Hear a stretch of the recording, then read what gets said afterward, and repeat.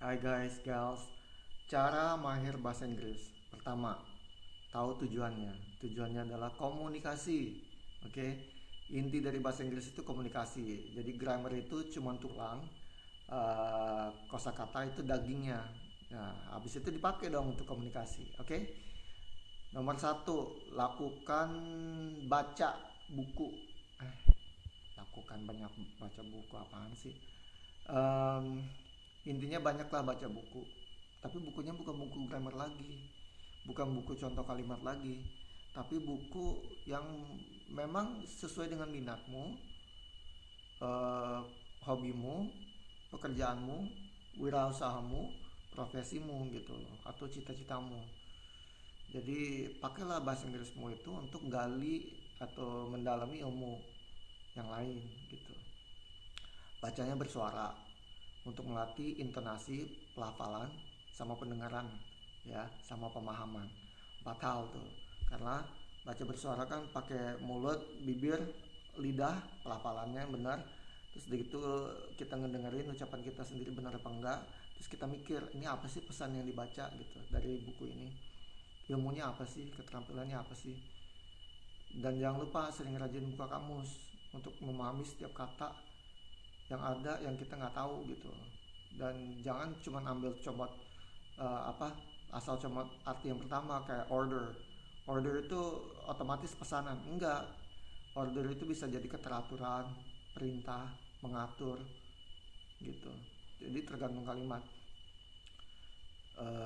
Ya gitu ya, kamus itu ada tiga macam: Indonesia Inggris sama Inggris Indonesia, atau Inggris atau Indonesia Inggris. Terus udah gitu rajin juga cari pemahaman lewat thesaurus, glosarium, sama kamus-kamus yang dari khusus dari profesi tertentu kayak profesi akuntansi gitu ya, atau profesi hukum. Itu mereka punya istilah-istilah khusus gitu, atau ilmu hubungan internasional gitu ya. Terus begitu dua, rajinlah menulis menulis catatan harian kah, email kah, esai kah.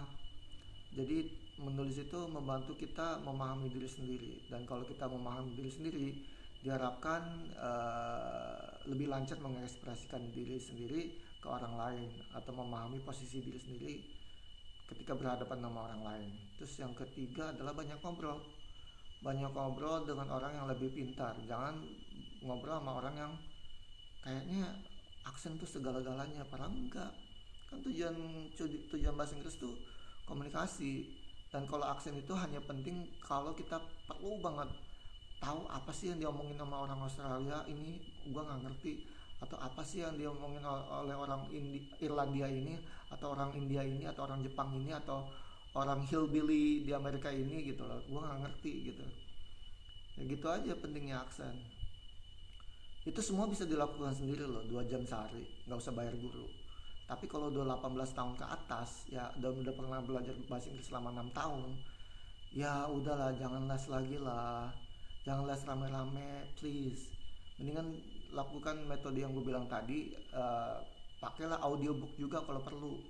Audiobook sambil baca baca teksnya, kita sembari dengerin cara pelafalannya. Tapi cara pelafalannya itu pilih yang ini, yang dibaca sama manusia ya, bukan dibaca oleh AI ya, karena itu lebih bagus. Terus udah gitu kalau perlu berguru juga, carilah guru yang memang memanfaatkan profesinya untuk kegiatan lain gitu. Jadi kalau kayak guru bahasa Inggris, dia juga penerjemah lepas tulisan maupun interpreter, maupun juga berbisnis dengan bahasa Inggrisnya itu gitu.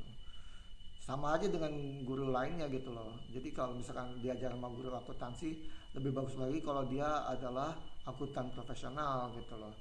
Atau mau belajar masak ya belajar dari chef gitu. Gitu ya guys. Good luck ya. Kalau perlu privat bahasa Inggris untuk tujuan tertentu kayak mau dapat beasiswa, mau mau kerja di luar negeri, mau mau lulus lulus IELTS gitu atau TOEFL, ya gue bisa ngasih latihan-latihan komunikasinya selama beberapa sesi gitu sampai maksimal 40 sesi 2 bulan. Thank you guys.